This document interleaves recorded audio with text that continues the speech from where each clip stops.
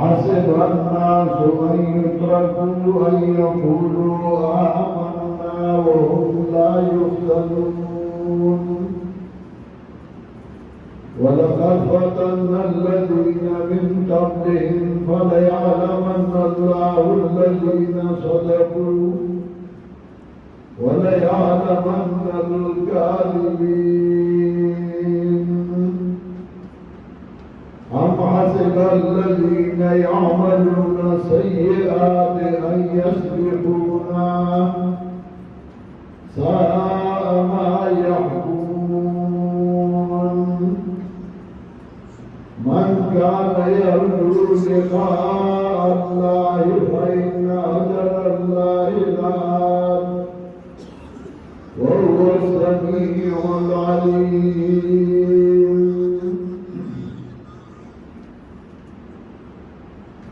محترم مسلمانان ورونو، مخلوق دے اصلاح دپارا وقت وقبا اللہ انبیاء علیہ السلام را لگل. دا انبیاء علیہ السلام دا انسانان اور داغی انسانان ربو چکم انسانان با باغ وقتی جوان تیرو. انبیاء علیہ السلام بڑی پاک خلق کو چونشے مخلوق کو یا داغی رہنمائی را اللہ کولا اللہ باقی تمہی را لے گلا اور غلارے اور طریقے بے خودرے سباغبان والخلق کو اصلاح کیے جا. لیکن انسان فطرتاً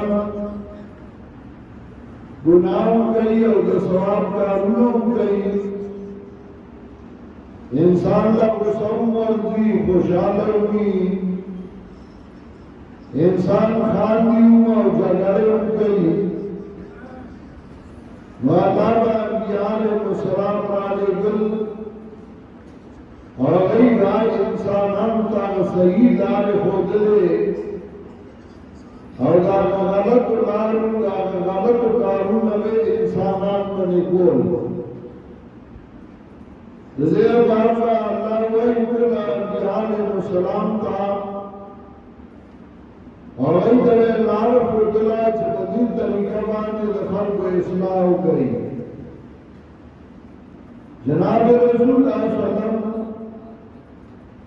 سرویخ کالا پر مقام کرنا مجھے پیر کریو اور سرویخ کالا کی ہمیں اصلاح خبر نشو اکرلے.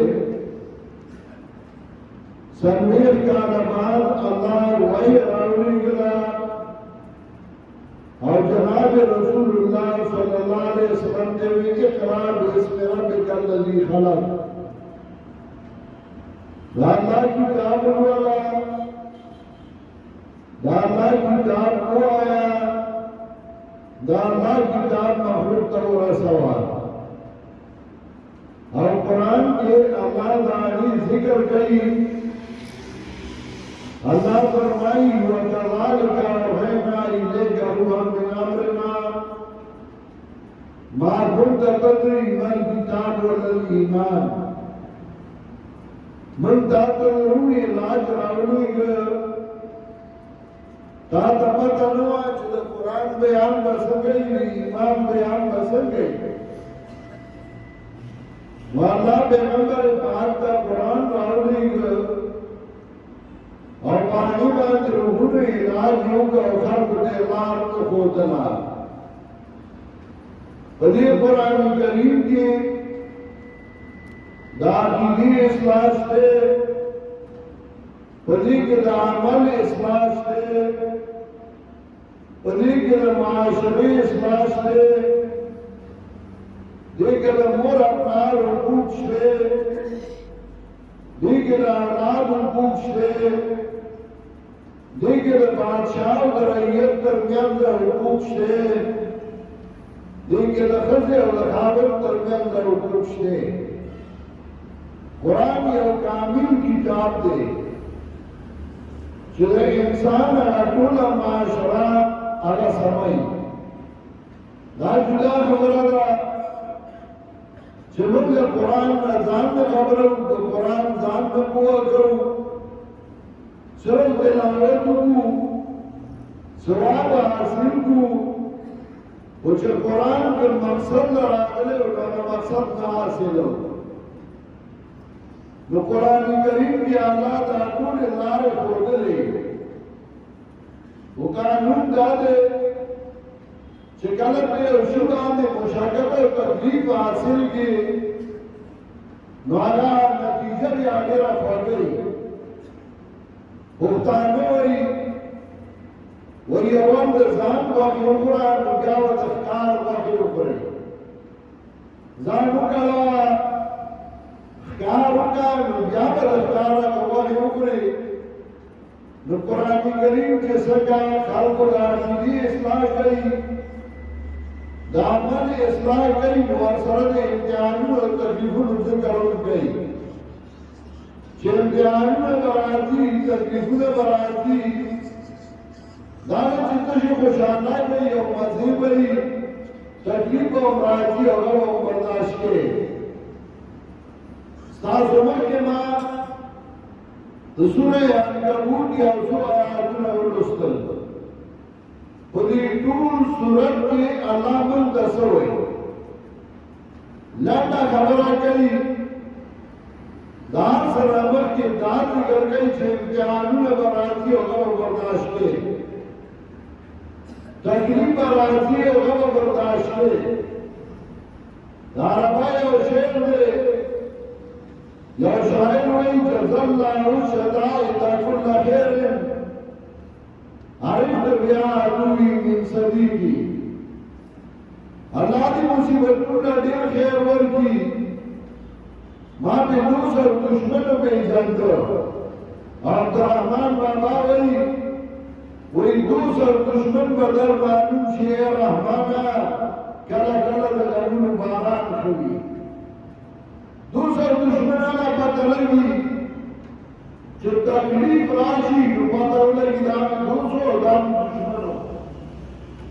هسې مو چې خوشحالي پیسې او دولت وي هر څوک دې ملګری دی. کله چې تکلیف راشي نو د ملګري پته ولګي چې ملګری څوک دی. نو په دې صورت کې الله درې امتحانات ذکر کوي چې کله کله الله دین بیانې، د الله د دین دعوت چلے نو امتحانونه به راځي او دا امتحانونه کله به د نفس د طرف ځي. ستا بدن به آرام غواړي، نفس به دې آرام غواړي، خو ته به آرام نه کوې، ته به د خدای د دین خدمت کوې. دویم امتحان ذکر کوي د مور او پلار د طرف نه. کله کله مور او پلار به دې د دین د کار نه بندوي، تا به د دین د مارګونو نه منې کوي، خو ته به د دین کار کوې. او د مور او پلار ډېر حق دی، خو د الله مقابله کې بیا کا. نو که هغوی د دین د کار نه منې کوي نو د هغوی به نه منې. اور دریم امتحان ذکر کوي د ناکاره مولیانو د طرف نه، چې ناکاره مولیان علماء سوء هغوی به تا ته وایي هزار ګناه دې زما په غاړه، هغه تا خبرې نه کوه، دې سره شر جوړېږي، جنګ جوړېږي، او تا به منې کوي. دا درې امتحانونه چې ذکر کړي نو بیا دوه خبرې ذکر کوي. یو دا چې د امتحان وخت به څومره وي، یو ورځ به وي، یو میاشت به وي، یو کال به وي. نه نه، په دې واقعه د نوح علیه السلام ذکر کوي چې نوح علیه السلام 900 کاله امتحان برداشت شوی و. نو که ستا ژوند 950 سال وي، 900 کاله یې ته به امتحانونه برداشت کوې. دا نه چې یو تکلیف در باندې راغی ته وایې زما چا تپوس ونه کړ او ما سر ته راغلی و او ملګرو مې تپوس ونه کړ، نه ته به امتحان نیم سو کال برداشت کے کیفیت امتحان بسن گئی امتحان بسن گئی سن سا پیڑا بنی نہ بدی واقعہ نے ابراہیم علیہ السلام ذکر گئی بدی صورت کے چھے ابراہیم علیہ السلام تاؤگورا اگر اورتا گرزو لے نوکرے تاب اورتا گرزی واسنا چھتام در بچائے ملاری اولا سے چھے خامارتا اورا چمیارتا امتحان اورتا بدے گرزی کتبہ بیان رکھو ڈاڑی اور تبہ دانا دین بیانے کچھ کلتی امتحانو نا قوتی نبیا با اللہ تعالی انہوں مقام در گئی بلی تو صورت کے تک خبری کے اول خبرہ تمہید کی دنو اللہ ولی احسب الناس ان یترکوا ان یقولوا آمنا وهم لا یفتنون سورہ عنکبوت میں اللہ رب العزت نے امتحانات کا تذکرہ کیا مطلب یہ کہ جتنے انبیاء علیہ السلام اللہ نے مبعوث فرمائے سارے کے سارے انبیاء علیہ السلام انسان تھے سارے انبیاء علیہ السلام ان معاشرے کا حصہ تھے جس معاشرہ میں انہوں نے کام کیا لیکن انبیاء علیہ السلام نے امتحان اور تجالی برداشت کی تمہیں بھی برداشت کرنا پڑے گا ایسا نہیں کہ تمہارے دل میں یہ ہو کہ میں مولوی بن جاؤں میں خطیب بن جاؤں پھر لوگ مجھے پھولوں کے ہار پہنائیں گے میرے نعرے لگائیں گے نہیں تمہیں تکلیفیں اور تمہیں اذیتیں پہنچائیں گے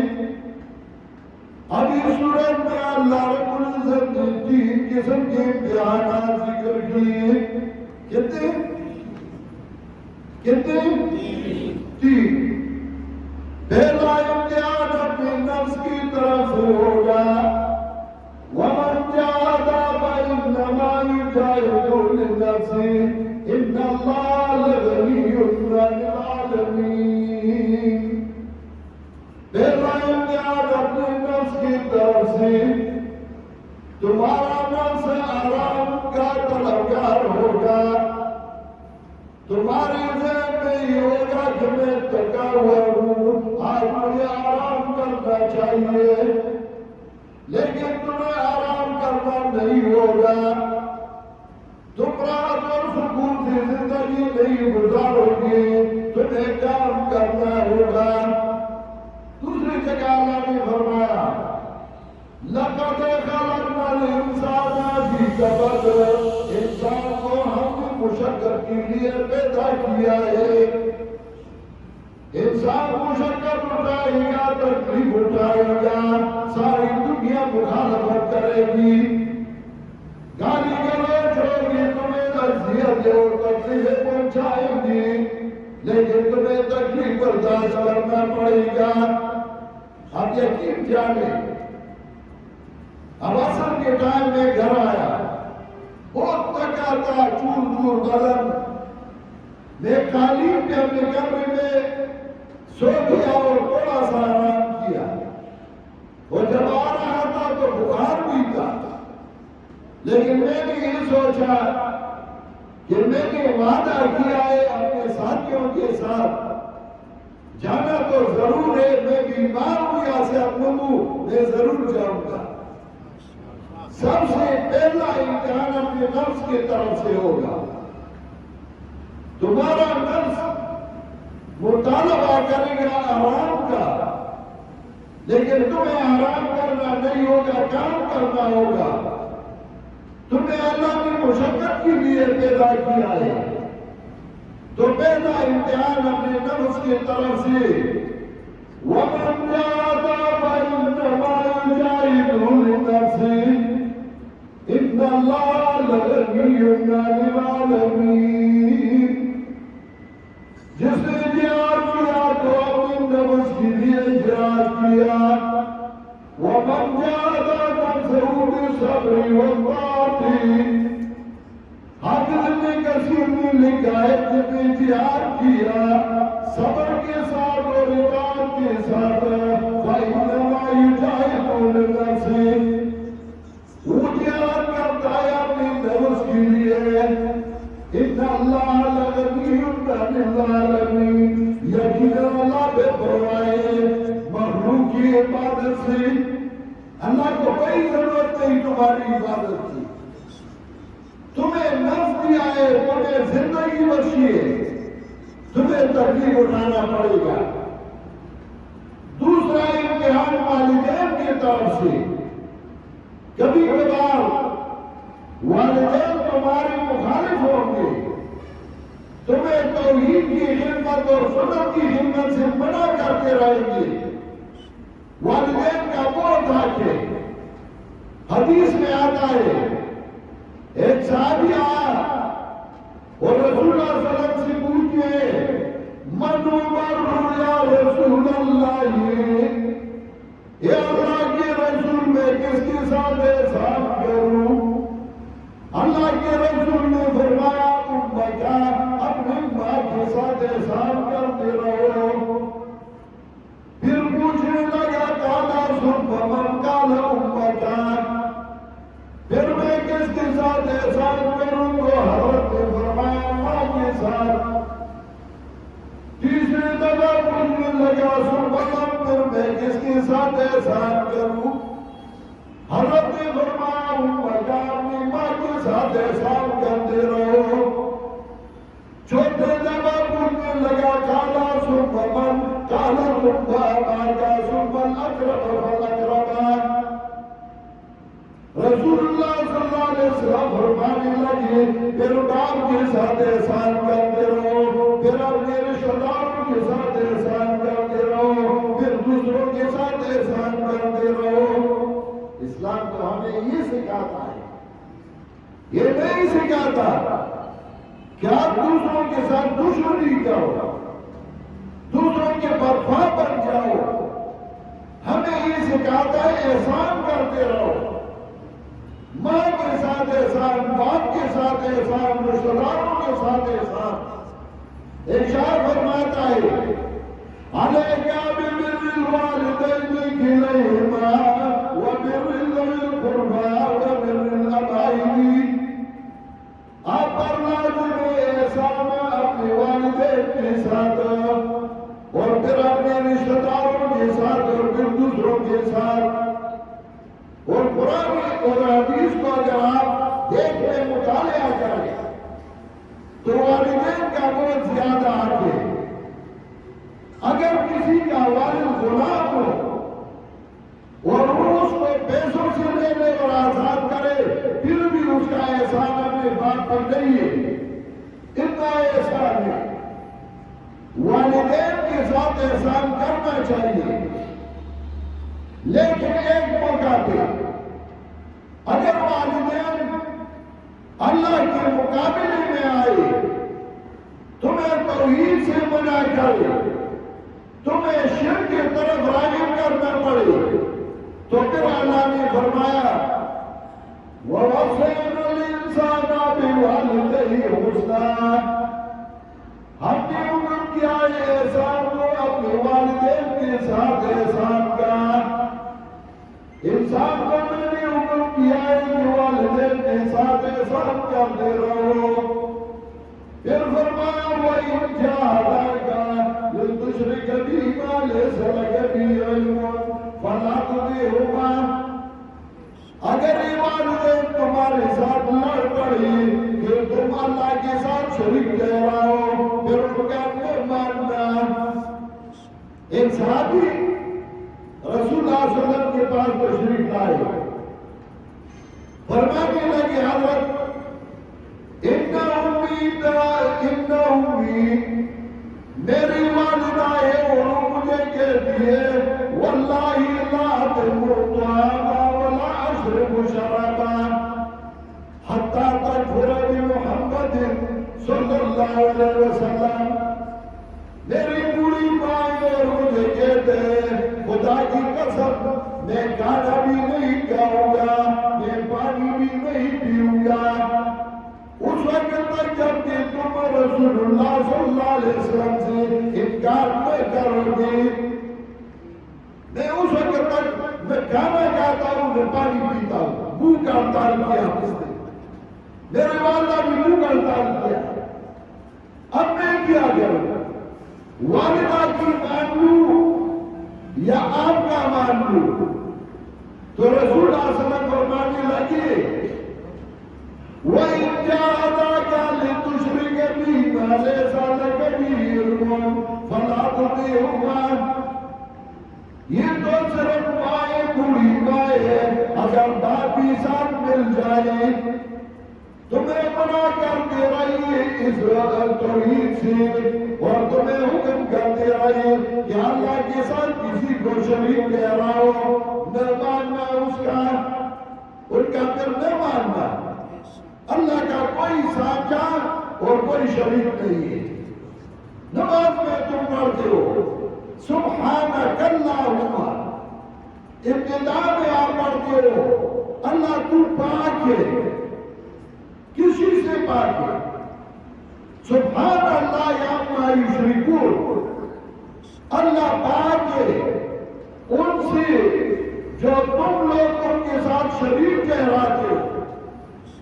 کسی نے ملک کو، کسی نے ولی کو، کسی نے نبی کو خدا نہیں کہا، لیکن اللہ کی صفتوں کو دیتے ہیں، یہ ہے اللہ کے ساتھ شریک ٹھہرانا۔ جیسا کہ اللہ تعالیٰ بغیر ظاہری اسباب کے سب کچھ دیکھنے والا ہے، سب کچھ سننے والا ہے، ہر کسی کا مدد کرنے والا ہے۔ اگر کسی کا یہ عقیدہ بن جائے کہ ولی پیر ملا میرے ہر بات کو سنتا ہے، میرے حاجات پورا کر سکتا ہے، یہ شرک، اور شرک کی وجہ سے نکاح ٹوٹ جاتا ہے اور حرام پیدا ہوتے ہیں، یہ اتنا بڑا گناہ ہے۔ لیکن آج کل لوگ اس کو گناہ ہی نہیں سمجھتے، والدین وہ منع کرتے ہیں تمہیں توحید سے ان کا نہیں ماننا۔ تیسرا امتحان علماء سو کی طرف سے، اللہ نے فرمایا وَقَالَ الَّذِينَ كَفَرُوا لِلَّذِينَ آمَنُوا اتَّبِعُوا سَبِيلَنَا وَاللَّهُ خَطَايَاكُمْ وَمَا هُمْ بِحَامِلِينَ مِنْ خَطَايَاهُمْ مِنْ شَيْءٍ إِنَّهُمْ لَكَاذِبُونَ۔ کہتے ہیں یہ لوگ جو انکار کرتے ہیں توحید سے، آپ ہماری بات مان لیں تمہارا گناہ ہمارے ذمہ ہے، لیکن یہ تمہارا گناہ نہیں اٹھا سکتی، انہم لکاذبون، یقیناً یہ جھوٹے ہیں۔ کبھی کبھار بڑا مولوی صاحب، بڑا پیر صاحب تمہارے پاس آئے گا، تمہارا گناہ میرے ذمہ، میری بات مان لے، فلاں بابا فلاں چیز کا ذمہ دار ہے، فلاں کا ذمہ دار ہے، جاؤ میں بھی جاتا ہوں، آپ بھی جائیں ان کے پر، مولوی صاحب گناہ تمہارا نہیں اٹھا سکتا۔ مولوی کا نہیں ماننا اس میں، جب وہ تمہیں شرک کی طرف لے جاتے، جب توحید کی طرف لے جاتے، یہ صحیح اور حق اور صالح ہے۔ اور قرآن کریم میں اللہ نے فرمایا یا ایھا الذین آمنوا ان کثیرا من الاحبار والرہبان لیأکلون اموال الناس بالباطل ویصدون عن سبیل اللہ۔ اے ایمان والو، یقیناً بہت سارے مولوی اور بہت ساری پیر عوام کا نہیں کہا، عوام بیچاریوں کو سیدھے سادے لوگ ہوتے ہیں، وہ کسی کو دھوکہ نہیں دے سکتے دین کے کاموں میں۔ دین کے کام میں وہ مولوی اور وہ پیر جو رائے ہدایت سے بھٹکا ہو وہ دھوکہ دیتے ہیں۔ تو اللہ نے فرمایا یا ایھا الذین آمنوا، اے ایمان والو، ان کثیرا من الاحبار والرہبان، یقیناً بہت سارے پیر بہت سارے مولوی اور بہت سارے پیر عوام کا نہیں کہا لَيَأْكُلُونَ أَمْوَالَ النَّاسِ بِالْبَاطِلِ لوگوں کے مال کو باطل طریقوں سے کھاتے ہیں وَيَصُدُّونَ عَن سَبِيلِ اللَّهِ اور لوگوں کو اللہ کی کتاب سے منع کرتے ہیں اللہ کے رستے سے منع کرتے ہیں کہ قرآن کی ضرورت نہیں ہے جب تک 14 علوم نہیں پڑھے ہو قرآن نہیں سمجھ سکتے قرآن سے لوگوں کو منع کرتے تو تیسری قسم کے لوگ وہ بدبخت اور وہ گمراہ مولوی اور پیر ان کی طرف سے امتحان ہوگا اب امتحان کا وقت کتنا ہوگا تو اس کا ذکر حضرت نوح علیہ السلام کے واقعے اسی کیا وَلَقَدْ أَرْسَلْنَا نُوحًا إِلَىٰ قَوْمِهِ فَلَبِثَ فِيهِمْ أَلْفَ سَنَةٍ إِلَّا 50 عَامًا نوح علیہ السلام کا واقعہ قرآن میں کئی جگہ ذکر کیا سورۃ الأعراف میں بھی ذکر کیا ہے سورۃ الہود میں بھی ذکر کیا ہے دوسری جگہوں بھی ذکر کیا ہے لیکن ادھر نوح علیہ السلام کی زندگی کا ٹائم نہیں بتایا صرف سورہ عنکبوت میں بتایا فَلَبِثَ فِيهِمْ أَلْفَ سَنَةٍ إِلَّا 50 عَامًا نوح علیہ السلام نے 950 سال زندگی ان میں گزاری یہ کیوں اس صورت میں امتحانات کا تذکرہ ہے ادھر اسی وجہ سے وہ ٹائم ذکر کیا کہ نوح علیہ السلام نے 950 سال تکلیفیں اٹھائی نوح علیہ السلام نے 950 سال توحید بیان کیا نوح علیہ السلام نے 950 سال شرک کی رد کی اگر تمہاری زندگی ہو ساری کی ساری زندگی توحید بیان کرنا ہوگا یہ نہیں کہ ایک دو دن توحید بیان کرتا ہے پھر کہتا ہے کوئی میرا ساتھ نہیں دیتا چلے چھوڑ دے چھوڑنا نہیں ہے پھر اس کی کیفیت کیسی ہوگی تکلیف کی اس میں حضرت ابراہیم علیہ السلام کا واقعہ ذکر کیا وَإِبْرَاهِيمَ إِذْ قَالَ لِقَوْمِهِ اعْبُدُوا اللَّهَ وَاتَّقُوهُ اور پھر ابراہیم علیہ السلام کے واقعے میں یہ ذکر کیا کہ ان کو آگ میں ڈالا گیا سورت کا مطلب یہ کہ جب آپ دین کی خدمت کرتے ہو تو 3 قسم کے تکالیف ہوں گے اپنے نفس کی طرف سے والدین کی طرف سے علماء سو کی طرف سے لیکن تمہیں اللہ کی توحید کی خدمت کرنا ہوگا شرک کی تردید کرنی ہوگی کتنی مدت اگر تمہاری زندگی 950 سال ہو تو 950 سال بیان کرتے رہو گی یہ نہیں کہ چند دن بڑی جوش و جذبے کے ساتھ کام کرتے پھر 1-2 سال بعد جب ہم پوچھتے پتہ ہی نہیں لگتا خطیب صاحب اور مولوی صاحب کا پتہ ہی نہیں لگتا جب ہم کہتے ہیں کیوں کہ ساتھ نہیں دیتے مقتدی ساتھ نہیں دیتے مقتدی ساتھ دے گا نہ دے تمہیں توحید کی خدمت کرنی ہوگی اب کیفیت کیسی ہوگی اس میں صرف یہ نہیں ہوگا کہ پھولوں کے ہار تمہیں پہنائے گی زندہ باد اور مرتبات کے نعرے لگائے گی تمہیں بڑے بڑے القاب سے نوازیں گے نہیں تمہیں آگ میں بھی ڈالیں گے اگر ان کی بس چلے لیکن آگ میں پوچھ کے توحید بیان کرنا ہوگا جیسا کہ ابراہیم علیہ السلام نے کیا ہے پوری سورت کا یہ مطلب ہے چونکہ قرآن کریم میں سورت کا درس تھا اور حضرت مولانا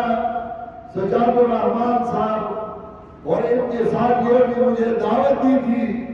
اسی وجہ سے میں بھی چاہتا تھا کہ آپ یہ سامنے ایک سورت کا مقصد رکھوں مجھے امید ہے کہ آپ سب کو یاد ہوگا سورت قرآن کریم میں اللہ نے کیا بیان فرمایا تکلیفیں برداشت کرتا ہوگا تکلیف کن کی طرف سے ہوگی؟ تین قسم کے لوگوں کی طرف سے. پہلا نفس کی طرف سے، دوسرا والدین کی طرف سے، تیسرا علماء سوء کی طرف سے. کتنا ٹائم تکلیف برداشت کرنا ہوگا؟ اس بنو علیہ السلام کا واقعہ ذکر کیا. اگر زندگی 950 سال ہو تو 950 سال برداشت کرنا ہوگا. تکلیف کی کیفیت کیسی ہوگی؟ اس میں حضرت ابراہیم علیہ السلام کا واقعہ ذکر کیا کہ اس کو آگ میں ڈالا تھا. تمہیں بھی اگر آگ میں جلنا پڑے پھر بھی تو یوں ہی چھوڑنا اور کوئی بیان کرنا. اللہ تعالیٰ ہم سب کو عمل کرنے کی توفیق عطا فرمائے. میں ان احباب کا بہت بہت مشکور ہوں جنہوں نے مجھے دعوت دی. مجھ جیسے لاچار اور کم علم کو انہوں نے دعوت دی، یہاں بلایا اور آج میرا اور آپ کی ملاقات کا ایک سبب بنا. خدا کرے کہ اللہ تعالیٰ ہمیں جنت میں بھی ایسا موقع دے جب اکٹھے ہوں اور اللہ تعالیٰ ہمیں جنت الفردوس نصیب فرمائے. وآخر دعوانا ان الحمد للہ رب العالمین.